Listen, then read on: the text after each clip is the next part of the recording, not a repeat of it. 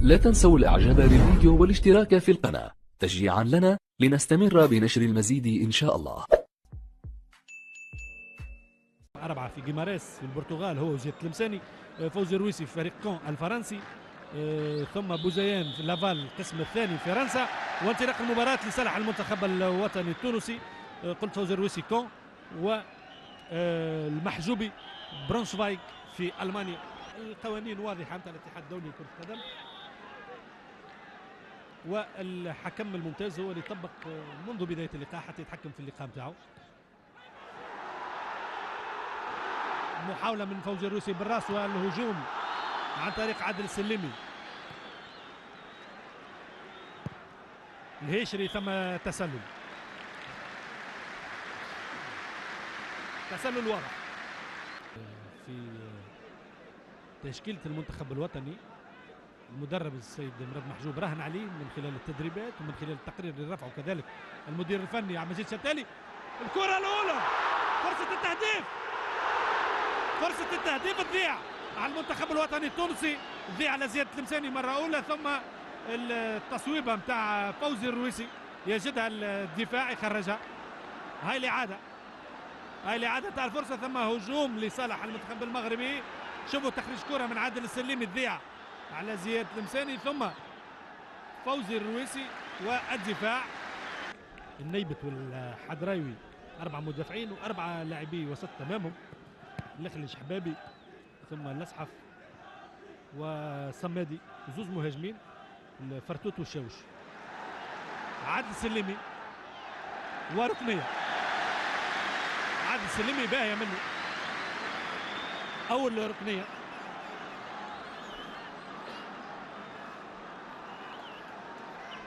أول ركنية في المقابلة لصالح المنتخب الوطني التونسي. وعيادي الحمروني في التنفيذ، أمامنا زياد التلمساني. عيادي الحمروني يوزع ولا على مستوى الخط المدافع يخرج الكرة على مستوى الخط الأبرامي.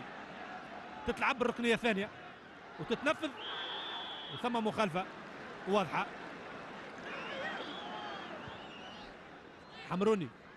حمروني والحكم يقول لا وجود للمخالفة في هذه المرة، وانطلاق الكرة وهجوم لصالح المنتخب المغربي عن طريق حبابي. ثم المحجوبي، باهية من المحجوبي، خالد بن يحيى.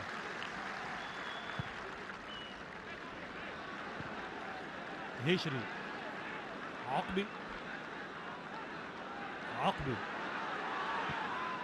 طويلة، عقبي لا وجود لوسط الميدان، هذاك علاش ثم كرات طويلة. شاحي، فوزي الرويسي، الحمروني يقذف، والحارس العزمي. التصويبة الأولى. 30 دقيقة لعب في الشوط الأول، والنتيجة دائما التعادل بدون أهداف بين المنتخبين، والتغيير الأول في صفوف المنتخب الوطني التونسي.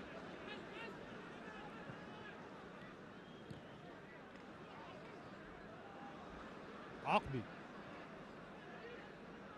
محجوبي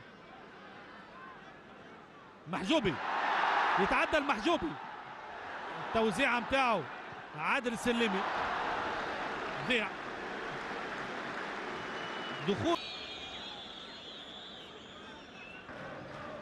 ثم تقريبا 1500 متفرج يساندوا المنتخب المغربي، تحولوا خصيصا من المغرب. والبارحة لقاء قدماء المنتخب التونسي مع المنتخب المغربي.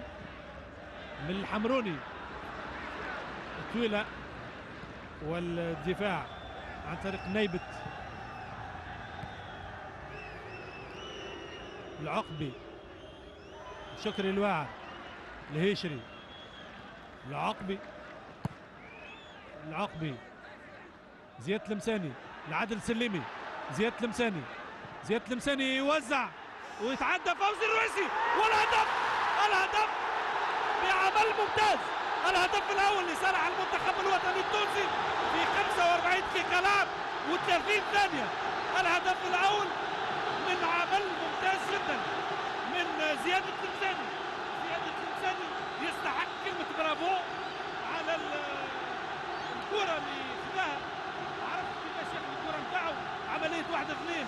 هو وعادل السليمي والتوزيعه ممتازه ياخذها فوزي الرويسي اللي بكل ثبات يفتتح النتيجه لصالح المنتخب الوطني التونسي في 45 دقيقه و30 ثانيه. تصبح النتيجه هدف لصفر وما نقولكمش على الجمهور هنا في المنزه. هدف في وقت ممتاز جدا لصالح المنتخب الوطني التونسي. الشيحي مره اولى وثانيه، بن يحيى فما زياد المساني بالراس باهي منه، ثم الدفاع عن طريق الحدرايوي وتمشي المسباحي ثم حاتم بن بالقاسم، باهي من حاتم بن بالقاسم، محزوبي حمروني حاتم بن بالقاسم من جديد الحمروني ومخالفه والحكم يوصل اللاعب تمشي كره هجوم وعكس. ثم العقبي باهي من العقبي خالد بن يحيى فما زياد المساني يطلب في الكره عاليه في اتجاه زياد المساني بالراس. في كل الكرات ياخذ فيها زياد المساني. 46 دقيقه لعب و30 ثانيه، النتيجه اصبحت هدف لصالح المنتخب الوطني التونسي. الهدف الوحيد الى حد الان فوزي الرويسي. حمروني يحاول يحافظ على كورته الحمروني ومخالفه لفايته.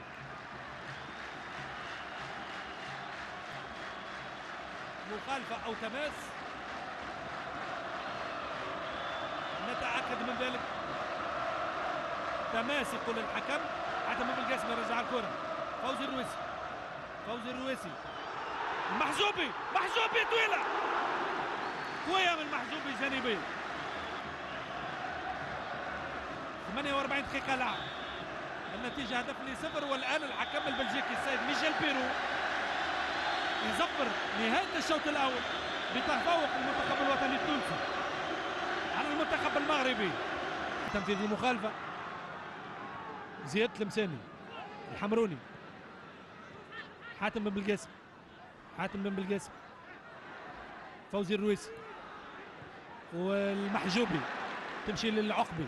العقبي يحاول يصوب وتضرب في الدفاع وتخرج ركنيه اخرى لصالح المنتخب الوطني التونسي. باهي محاوله تاع العقبي، تصويبه اخرى لصالح المنتخب الوطني التونسي وركنيه اخرى كذلك. ثم عيادي الحمروني يمشي للتنفيذ. حاول العقبي رقم 5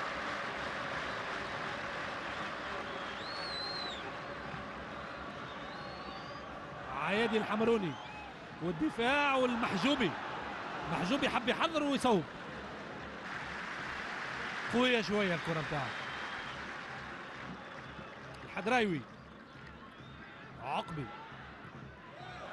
العقبي أسبق منه الشاوش. من جديد العقبي قبل ما تخرج يخلط على الكرة ويبعدها.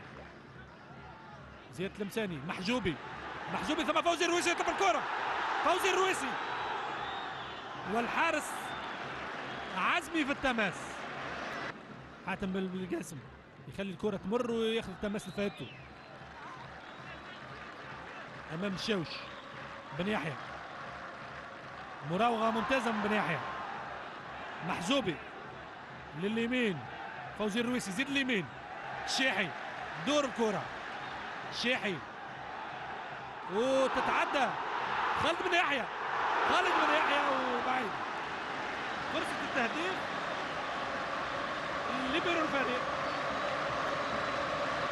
وقائد الفريق روض الكرة متاعه، لكن التصويبة متاعه كانت بعيدة في المكان هذاك، جاته في المكان المناسب كيساري.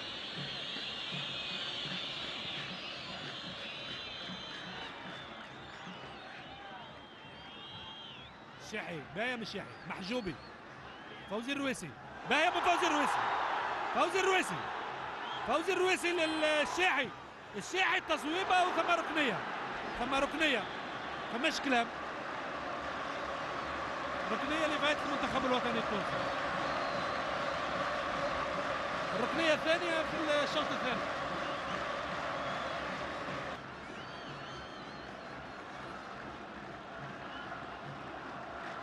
في التنفيذ فوزي الرويسي لاعب فريق كون الفرنسي. فوزي الرويسي الحمروني، ماذا سيفعل الحمروني؟ يراوغ ويرفع كرة وركنية أخرى. فما الهجري كان متقدم، الهجري كان متقدم باش يختطف الكرة بالراس. الحمروني امامه لعب احسن، المغرب يتقدم واللعب يصبح احسن كثير من الشوط الاول. مراوغه ممتازه والتصويب وشكري الوعد. زياد المساني تفوتوا الكرة، زياد المساني المصباحي، المصباحي اللخلج لليسار، الصمادي عذاري من الصمادي قاعد يقوم بعمل كبير. الصمادي يوزع وباية من شكري الوعد، هايلة من شكري الوعد، نفذ الركنية وخطيرة من الفدادي جانبية.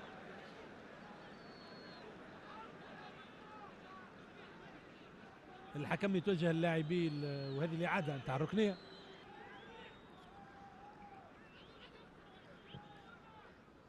نفذ المخالفة، ترجع من الدفاع وهجوم عكس. فوزي الرويسي أمامه 4 مدافعين، أمامه 4 مدافعين، يحاول باش تعدى بالكرة، تتفك الكرة لفوزي الرويسي ومراوغة 2 والثالثة تلقى الهيشري. هايلة من مخالفة، فرصة التعديل للذيع على المنتخب المغربي. مازال الهجوم لصالح المنتخب المغربي الهيشري بالراس في اتجاه الصمادي. صمادي يوزع فوزي الرويسي. المنتخب الوطني التونسي مطالب انه يتحرك الان. حمروني باب الحمروني، لا وجود التسلل. فوزي الرويسي وجه لوجه مع الحارس، ماذا سيفعل؟ يفك له الكره الحارس، ما تمش مخالفه. ثم عادل السليمي طويله في اتجاه زياد المساني، يخلي الكره للحمروني، ما فهموش الحمروني وترجع لزياد المنتخب المغربي. فرصه كبيره ياسر ضاعت على المنتخب الوطني التونسي، فرصه تهديف كبيره ياسر ضاعت. ترجع من جديد لصالح الهيجري، كانت فرصه لصالح المنتخب المغربي ثم اصبحت لصالح المنتخب الوطني التونسي. الكره ذكيه ياسر في اتجاه فوزي الرويسي، كان وجه لوجه مع الحارس لكن ما تمكنش من الاستغلال.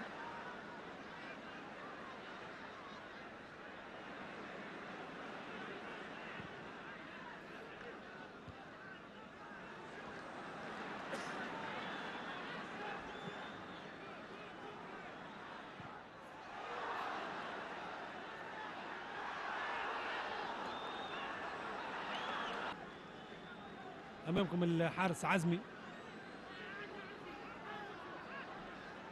الحمروني والحارس امام زياد المساني بإشارة من مراقب الخط نتاعو. نفذ التسلل، 10 دقائق تفصلنا على نهاية المباراة والنتيجة دائما هدف ل0 صالح المنتخب الوطني التونسي. الشاعل الهيشري وخالد بن يحيى والحمروني لليمين في اتجاه طارق ثابت، والحدايا الهجوم دائما لصالح المنتخب المغربي. توزيع الكرة والمحجوبي، زياد المساني يتقدم قوية ياسر من زياد المساني. العملية حاول يخرج الكرة لفوزي الرويسي، ضربة جزاء بدون نقاش ضربة جزاء موجودة في كرة القدم البلجيكية ولا غير موجودة. مطالب الحكم انه يزفرها. كرة ذكية ياسر من زياد المساني وفوزي الرويسي تتم عرقلته داخل منطقة 18 متر. كرة وياخذها ويتقدم بها ويخرجها في الوقت المناسب. اقدر تخرج الكرة نتاع زياد المساني ممتاز جدا. فوزي الرويسي المخالفة كانت خارج منطقة 18 متر مش ضربة جزاء.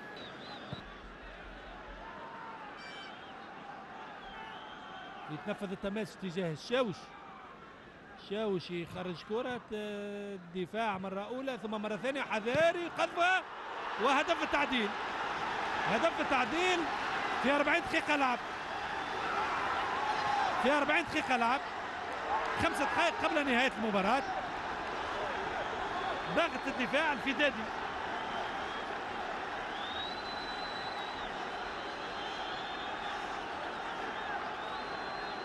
شوفوا الإعادة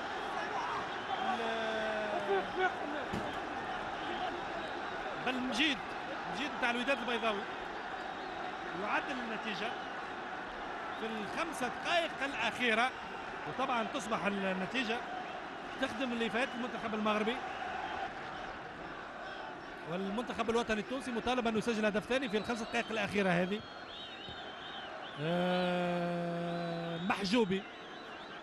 محجوبي حاتم بن بالقاسم بن يحيى طويلة في اتجاه زياد المساني والحارس، زياد المساني وترجع والمحجوبي فوق المرمى. فرصة مضاعفة النتيجة لفائدة المنتخب الوطني التونسي تضيع. طليعة الترتيب بتاع المجموعة السادسة،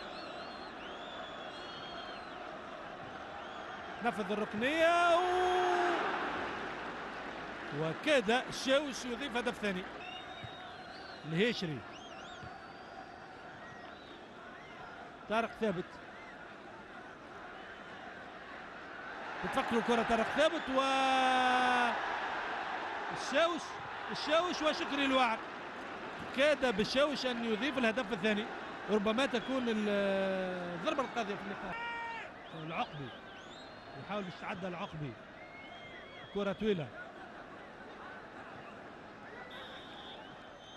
دادي، وفي هذه الآونة يعلن الحكم البلجيكي السيد ميشيل بيرو على نهاية المباراة بنتيجة